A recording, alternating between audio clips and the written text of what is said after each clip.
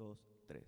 A combatir resuena la guerrera voz del buen Jesús, que hoy llamando está, sin desmayar, seguirle siempre con valor y la victoria plena os dará. Hermanos, vamos a hacer la bienvenida oficial de este estudio de hoy, recordando que estamos estudiando cada miércoles 1 de Samuel, capítulo 4.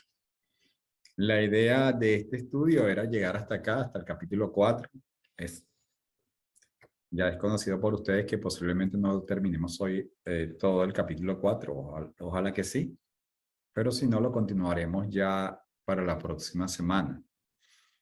Así que le corresponderá a ustedes ya con esta introducción, porque prácticamente esta es la introducción de que al morir Elí y sus dos hijos, prácticamente empieza la primera parte del libro con la historia ya de el juez y o profeta Samuel. En este capítulo 4 vamos a ver tres cosas, que es la captura del arca del pacto, la muerte de Omni y Fines, que son los hijos de Elí, y por supuesto la muerte de Elí, el sumo sacerdote. ¿Por qué sucedió todo esto? Recordando lo que le dijo el Señor a Samuel en el capítulo 3, versículo 11, cuando por primera vez escucha revelación de el Todopoderoso, entre las cosas que le dice aquí, y dijo Yahvé a Samuel, he aquí, yo haré una cosa en Israel que a todo el que la oiga le retiñirán ambos oídos. Así que todo el capítulo 4 es el cumplimiento de esta profecía del capítulo 3, versículo 11. ¿Y por qué le iban a retiñir los oídos? Porque iba a ser una causa de asombro y de dolor, porque también era un asunto de dolor para el pueblo, por la captura del arca. Porque prácticamente el capítulo 4 está centrado entre la captura del arca, porque la muerte de Omni de Fines, como la muerte de Elí, ya Elí lo sabía, posiblemente sus hijos también, no sabemos si Elí le dijo eso a sus hijos, pero lo que no estaba dentro de lo que iba a suceder en ese día era que se iba a capturar el arca. Así que este capítulo 4 es bastante interesante. Vamos a ir ya a leer desde el versículo 1, donde dice lo siguiente.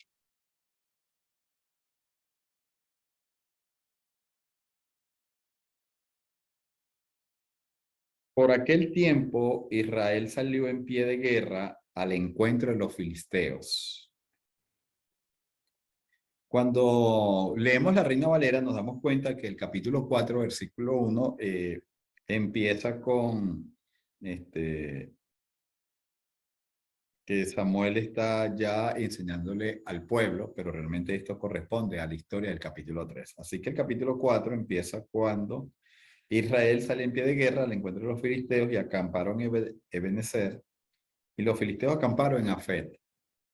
Y los filisteos se dispusieron para el encuentro contra Israel, y extendiéndose la batalla, Israel fue derrotado ante los filisteos, los cuales mataron en el campo como 4,000 hombres de la tropa. Versículo 3. Cuando el pueblo regresó al campamento, los ancianos de Israel dijeron, ¿por qué nos ha herido hoy Yahvé ante los filisteos? Miren cómo ellos se expresan.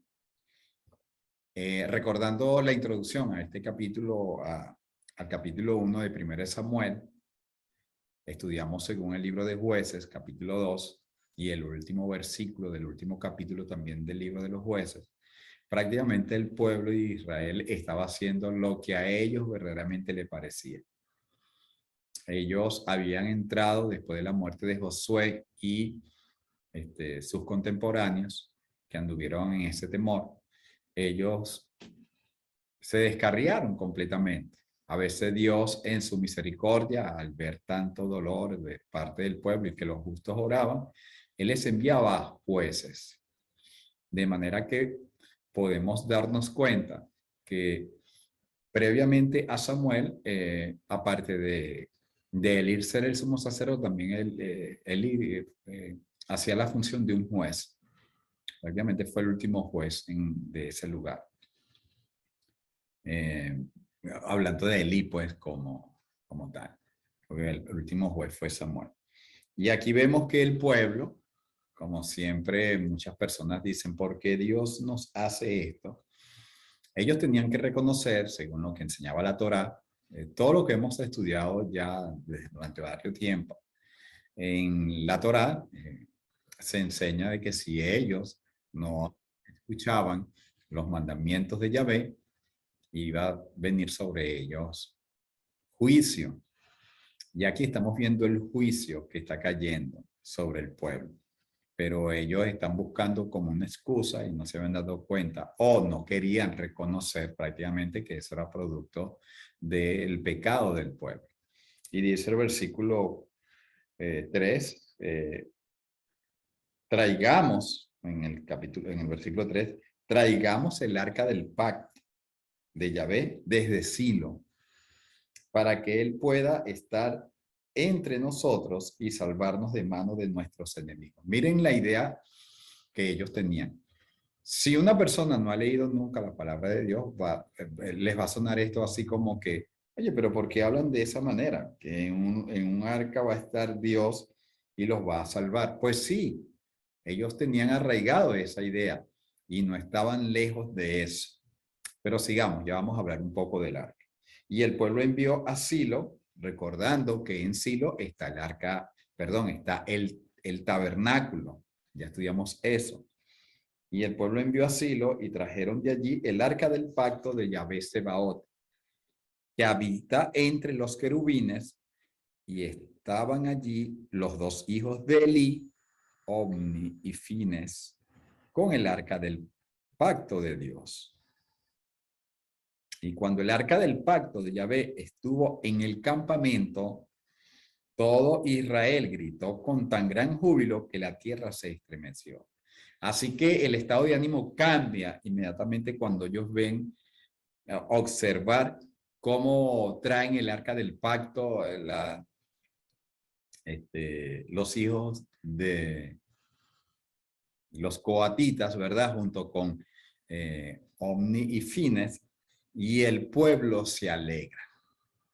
Vamos a repasar un poco, vamos a ir a Éxodo, el último capítulo de Éxodo.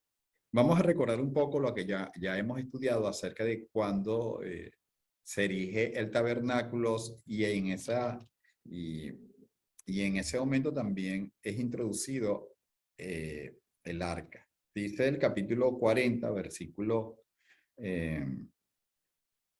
33, finalmente hizo erigir el atrio en derredor del tabernáculo y el altar y colocó la cortina a la entrada del atrio. Así acabó Moisés la obra. Entonces la nube cubrió la tienda de reunión. Estuvimos hablando que este tipo de presencia de Dios es llamado teológicamente la Shekinah, que es la presencia de Dios. Entonces la nube cubrió la tienda de reunión y la gloria de Yahvé llenó el tabernáculo.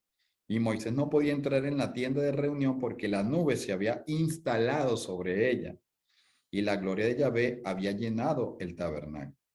Y cuando se alzaba la nube desde el tabernáculo, los hijos de Israel partían en todos sus trayectos.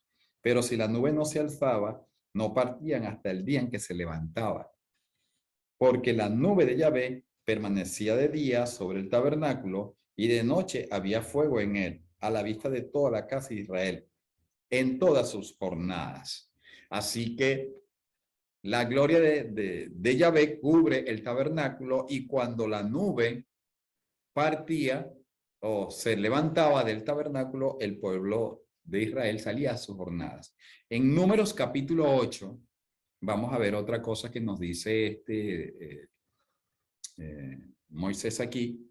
Dice el versículo 89 de Números 8, y cuando entraba Moisés en la tienda de reunión para hablar con Elohim, oía la voz que le hablaba de encima del propiciatorio que estaba sobre el arca del testimonio, entre los querubines, y le hablaba. Así que el arca del pacto era aquel cofre, era lo más santo que había prácticamente en el tabernáculo, y que había, o hubo también en el santuario que hace Moisés años después. Era lo más santo porque allí se presentaba Dios para hablar con Moisés. Y debemos recordar, haciendo un repaso, que en el arca del pacto estaba el maná, la vara de Aarón, y estaba también las dos tablas de la ley, del pacto. Por eso se llama el arca del pacto, porque dentro de ella estaban las dos tablas de piedra. Así que era el lugar más santo, y de hecho estaba en la parte del tabernáculo llamado el lugar santísimo, porque allí se presentaba Yahvé.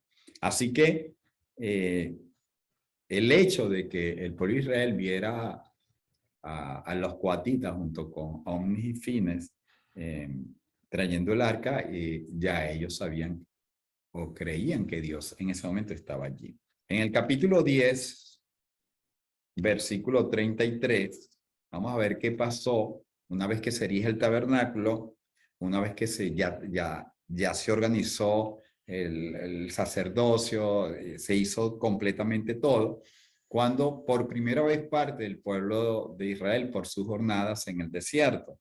Y dice el capítulo 10 de Números,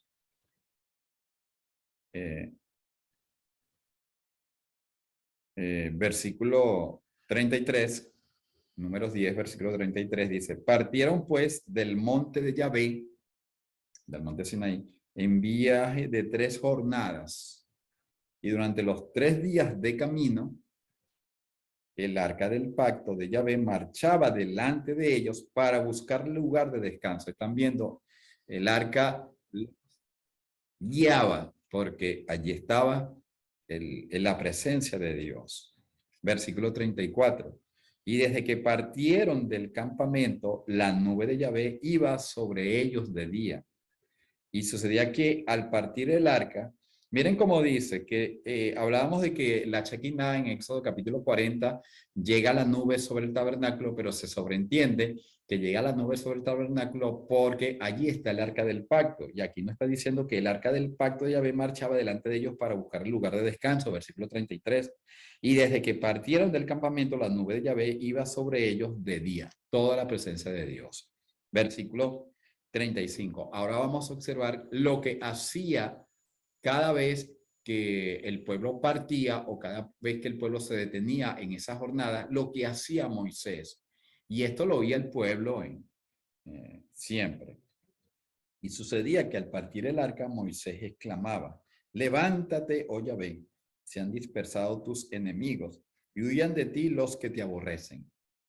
Y cuando ella reposaba, es decir, cuando el arca se detenía la nube, el pueblo tenía que detenerse y acampar de acuerdo a las tribus, como ya estaba organizada. Entonces, cuando el arca se detenía, Moisés decía: vuélvete, oh Yahvé, a los millares de los millares de Israel. Es decir, el arca era la protección que tenía el pueblo de Israel, ya sea para sus salidas o ya sea para su reposo. ¿Por qué? Porque Dios estaba con ellos. Así que no es de extrañar, en este caso, para nada, no es de extrañar el gozo que sintió el pueblo de Israel en el capítulo 4 de 1 Samuel, cuando ya en esa dura batalla se empezó mal con 4,000 muertos. Y nos dice las escrituras, es más, si ustedes leen bien el capítulo 10 de Números, se van a dar cuenta que la partida, eso no era que, bueno, arranque el arca, no, ahí se tocaban las trompetas, eso era un momento lleno de mucha emotividad, porque los sacerdotes tocaban las trompetas de plata e incluso algunos tocaban los cuernos, ¿verdad? El chofar, y eso era una salida maravillosa, y de igual manera cuando reposaba. Así que cuando nosotros vamos al capítulo 4, volvamos al capítulo 4 de 1 Samuel, es obvio que Samuel no está detallando cómo fue la salida del arca del tabernáculo en Silo, perdón. Pero ya entendemos y ya el pueblo de Israel sabía cómo había la ceremonia cuando el arca salía. De manera que cuando el arca llega al campamento de los israelitas, nos dice el versículo 5, cuando el arca del pacto de Yahvé estuvo en el campamento, todo Israel gritó de tan gran júbilo que la tierra se estremeció. ¿Verdad? ¿Por qué la tierra se estremeció? Porque debemos recordar que ellos tenían en su memoria uno de los actos, aparte de que en 40 años estuvieron vagando en el desierto y cada vez que el arca salía para buscarle lugar y le daba la protección, no eran atacados, no eran protegidos completamente, ellos tenían muy en claro también lo que sucedió cuando entran por primera vez a la tierra o cuando van a cruzar el río Jordán, porque al cruzar el río Jordán era lo que se llamaba en sí completamente la tierra prometida. El río Jordán está crecido, ¿no? Toda la ciudad de Jericó estaba debidamente protegida, esperando el ataque de los israelitas, pero se había presentado un caso muy particular, el río está crecido, no pueden pasar, y ellos podían recordar que cuando el arca, Josué, es interesante esta historia, pueden leer el capítulo, desde el capítulo 5 de Josué hasta todo el capítulo 8, como para ellos el arca era sinónimo de victoria. Primero al cruzar el río Jordán, ¿verdad? Y entraron por tierra seca y esa multitud estaba asombrada y estaba maravillada y diciendo, bueno, con esto, ¿quién podrá vencernos, verdad? Y cuando ellos se van a enfrentar a atacar a Jericó, nadie movió ni siquiera una espada al principio. ¿Por qué? Porque la rodeaban por 7 días y esa ceremonia era increíble. Ahí estaba el arca con todos los sacerdotes, con sus mujeres vestidos, con trompetas, con cantos, algo sorprendente. Y luego como ellos conquistan a Jericó. Así que ellos tenían muy fresco esto. A tal punto que dice el versículo 6 de 1 Samuel 4, que cuando los filisteos oyeron el estruendo del júbilo, dijeron, ¿qué es este estruendo de gran clamor en el campamento de los hebreos? Hasta ellos lo podían escuchar. Es una cosa increíble. Y se enteraron que el arca de Yahvé había llegado al campamento. Los espías llegaron rápidamente, o los que estaban en la primera línea con el mensajero llegó con esa mala noticia para los filisteos. Ha llegado el arca de Yahvé. Miren cómo dicen, no dice el arca de Israel, sino el arca de Yahvé. Versículo 7. Y los filisteos tuvieron temor y dijeron, Elohim ha llegado al campamento. Y decían, ay de nosotros, porque nunca ha sucedido antes cosas semejantes. Ay de nosotros, primera vez que nos vamos a enfrentar con este problema. ¿Y qué conocimiento tenían los filisteos? Lo que había sucedido en Jericó. Esto era historia, esto era algo que los pueblos cuando se enfrentaban a Israel y veían el arca, bueno, ese era un temor increíble. Recuerden que todos los pueblos eran idólatras, pero ellos ya estaban viendo que el Dios de los hebreos era mucho mayor que el Dios de ellos, o los dioses que ellos le seguían. Dice el versículo 8. Ay de nosotros, ¿quién nos librará de la mano de este Dios poderoso? Este es el Dios que golpeó a Egipto con toda plaga en el desierto. Si un Dios tan poderoso pudo contra un imperio, los filisteos están diciendo, ¿quiénes somos nosotros? Nosotros somos una pequeña nación, un pequeño pueblo. Y vemos cómo Dios intervino en la salida de su pueblo.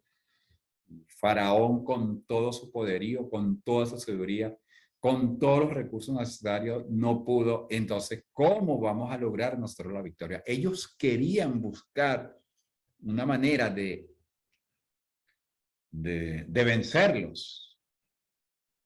Hasta este momento, históricamente, con el arca, el pueblo de Israel era invencible.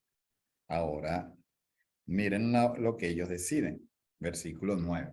Filisteos, esforzaos y sed hombres.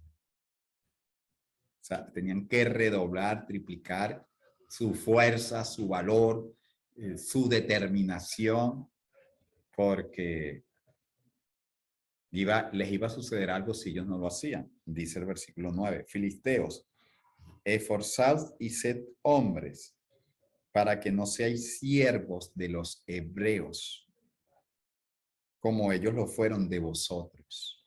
Sed hombres y combatid. Aquí no hay marcha atrás. Aquí es a muerte. Porque si no van a ser tomados y ahora van a ser esclavos de los hebreos. Esa era la costumbre en aquellos tiempos. Entonces ellos podrían imaginar, si nosotros lo hemos esclavizado por tanto tiempo, si esta gente nos vence, imagínense con cuánta venganza nos van a dar a nosotros en castigo. Así que esfuércense. Y entonces dice el versículo 10, y combatieron los filisteos. ¿Cómo combatieron los filisteos? Ya lo hemos estudiado, o ya lo leímos brevemente. Con todo, hermano, con todo, sin marcha atrás, con todo. ¿Verdad? Combatieron los filisteos e Israel fue derrotado y cada hombre huyó de su tienda y hubo una gran matanza. Cuando dice que cada hombre huyó de su tienda, es el pueblo de Israel. Cada hombre huyó a su tienda, perdón, no de su tienda, a su tienda. Y una gran matanza, por cuanto cayeron de Israel 30,000 hombres de a pie. 30,000 hombres. Ahora, fíjense, podríamos decir, no tengo la palabra, pero ellos se quejan en el versículo 3, porque nos ha herido hoy Yahvé ante los filisteos. Ellos se habían quejado porque les habían matado, según el versículo 2 del capítulo 4, 4,000 hombres de la tropa. Mandan a buscar el arca y dice, ya con esto se acabó, ni un solo muerto.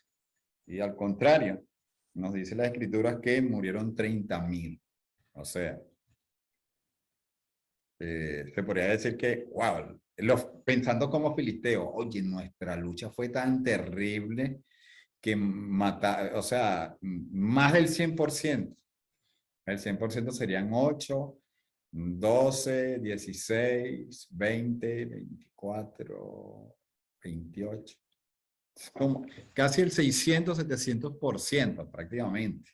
No sé si estoy sacando bien la cuenta, pero no importa aquí. Lo interesante del punto es que habían matado mucho más, el triple, más del triple de lo que había sucedido antes de haber llegado el arca al campamento.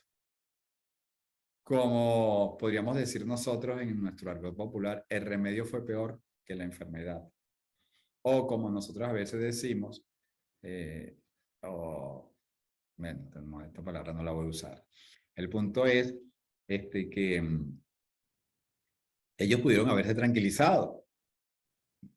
Y si hubiesen ido, ¿verdad? Con 4,000, qué vergüenza. Si hubiesen ido. Pero dijeron, no, vamos a tener el arca. Fue peor. Que esta es la palabra que aquí sí puede, si cala, donde dice, qué ironía, ¿verdad? Qué ironía.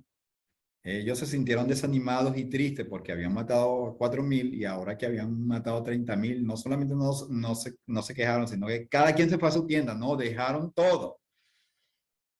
Y esto nos sucede muchas veces, ¿cierto? A veces nos va mal en cualquier momento de nuestra vida. Ellos salieron a una batalla, ¿verdad? Con un propósito. ¿Y para qué va uno a una batalla? No va a ganar. Nadie va a una batalla a decir, bueno, voy para perder. No. Los dos ejércitos van para ganar. Lo que va a determinar el triunfo, bueno, son muchas causas, pero en este caso, ellos salieron con el propósito de ganar. Y todos los días nosotros salimos con el propósito de tener la victoria, ¿verdad? En el nombre del Señor. Todos los días, hermano. Y de repente ese día nos fue mal. Y nos desanimamos, nos entristecemos. Y entonces decimos, bueno, voy a intentarlo nuevamente. No quiero decir que no se intente. Estoy hablando de a veces de la ironía, porque a veces lo intentamos y lo logramos, pero esto se requiere de mucha sabiduría, de muchos consejos y se requiere de mucha oración, de estar en la presencia de Dios. Ya vamos a estudiar eso también para enfocar cuál fue la causa de la derrota en sí. Pero el punto es que a veces salimos, bueno, nos desanimamos y volvemos nuevamente y es peor las consecuencias de lo que nos pasó un día o la semana pasada. Y entonces llegamos a la conclusión, para que yo siga insistiendo en esto, me hubiese aceptado lo que pasó. ¿Recuerden? Bueno, aquí está pasando esto. Claro, si ellos hubiesen sabido que esto le iba a acontecer y en 1000 años, ellos iban a insistir en esta batalla. Pero bueno, esto fue porque ellos creyeron, y aquí es donde entra el punto, o ya entramos en la causa de la derrota. Ellos creyeron que con la presencia del arca y los sacerdotes, la victoria estaba asegurada. Entonces,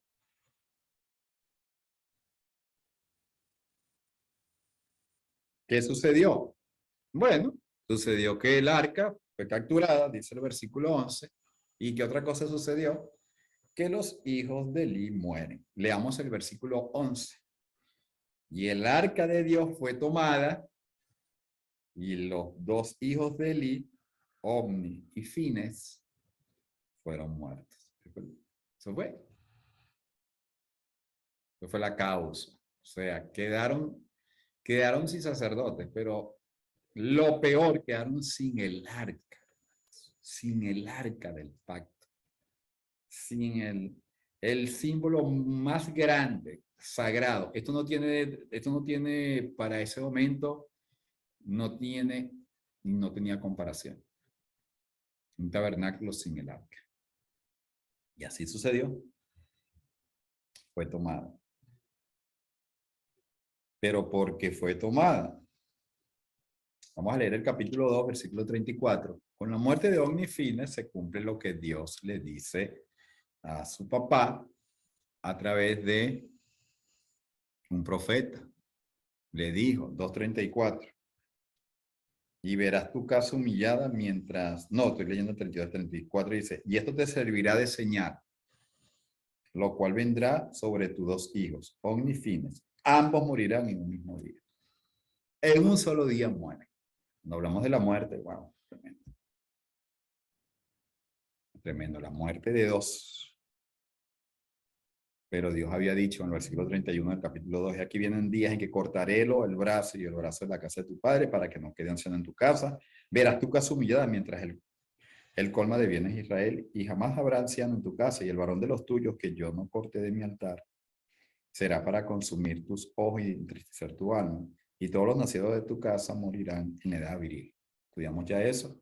Pueden ver el estudio en YouTube de este capítulo 2. Es más, pueden en YouTube ver todas las clases que se han dado hasta ahora, para que tengan la mente más fresca en la comprensión de este capítulo 4. Así que esto fue el cumplimiento, omni fines mueren. Entonces, ¿cuál fue en sí la causa? Primero, las señales, eso ya estaba determinado. Segundo, vamos a leer Números capítulo 14. En Números capítulo 14, vamos a recordar un poco cuando ellos salen. Recuerden que ellos salieron en capítulos previos de Números con esa alegría de un triunfo, de una victoria, y llegaron luego los espías dando una mala noticia, el pueblo se desanimó y Dios los va a castigar a toda esa generación, no entrarán a la tierra prometida. Por supuesto, lean también Números 14, pero vamos a leer desde el versículo 39, una vez que Moisés les dice que ya Dios no estaba con ellos y que iban a morir ellos, y ustedes no van a estar peregrinando 40 años hasta que cada uno de ustedes muera. Ellos no quisieron aceptar eso, y se organizaron para ir a poseer la tierra. Y dice el versículo 39, cuando Moisés refirió estas palabras del número 14 a todos los hijos de Israel, el pueblo se afligió en gran manera, y levantándose temprano por la mañana subieron a la cumbre del monte diciendo, aquí estamos, subiremos al lugar que ha dicho Yahvé, pues hemos pecado. Versículo 41, pero Moisés dijo, ¿por qué pretendéis traspasar el dicho de Yahvé? O sea, ya Dios dijo que no va a estar con ustedes. Esto no será de prosperidad. Versículo 42, no subáis, porque Yahvé no está en medio de vosotros. También está la clave. No suban. Ustedes, la victoria, el pueblo debe entender que la victoria está condicionada a la obediencia. Y en la obediencia Dios va a estar con ustedes. En este caso, el arca no los va a acompañar. En este caso, Dios no está con ustedes, sino que seréis derrotados delante de vuestros enemigos. Versículo 43. Porque el amalecita y el cananeo están esperando allí contra vosotros, los están esperando. Y caeréis a espada por cuanto os volviste de seguir a Yahvé. Yahvé no estará con vosotros. Segunda vez. Mira, ya lo están esperando. Pero ustedes con Dios lo pueden vencer, no se preocupen, pero ya Dios no está con ustedes. Sin embargo, dice el versículo 44 de Números 14, vuelvo a repetir el capítulo, no se empecinaron en subir a la cumbre del monte, aunque ni el arca del pacto de Yahvé, ni Moisés se movieron del medio del campamento. Peor todavía. Entonces descendieron los amalecitas y los cananeos que habitaron aquel monte y los derrotaron y los persiguieron hasta ahora. Aquí está. Si Dios no estaba con ellos, la victoria no estaba asegurada. Ah, pero ustedes podrán decir, hermano, pero es que aquí va, según 1 Samuel 4, versículo 4, el arca va con los dos hijos de Elí, ni Fines, el arca del pacto. Pero es que la clave está, es que Dios no estaba con ellos. Aquí es donde está la clave. ¿Por qué no está con ellos?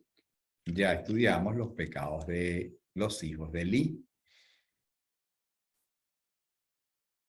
¿verdad? Quiero terminar leyendo el capítulo 3,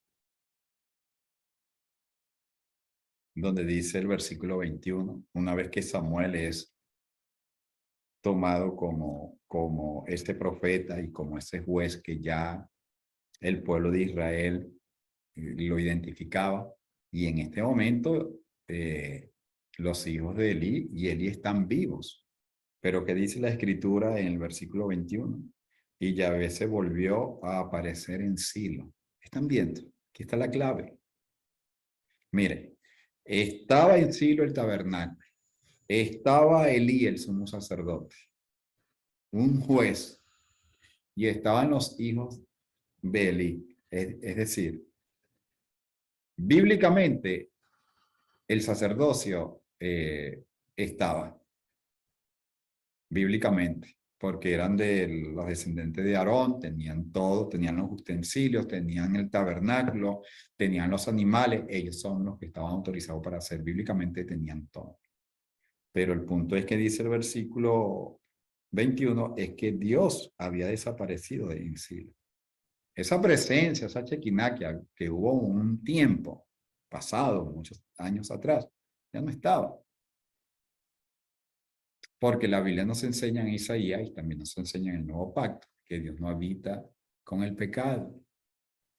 El pueblo de Israel oraba y ellos decían, ya Dios cortó su brazo, ya no nos va a ayudar. Y dice el profeta, no, el brazo o la mano de Yahvé no se ha cortado, sino que vuestros pecados han hecho una separación entre ustedes y Dios, para que Él no les oiga.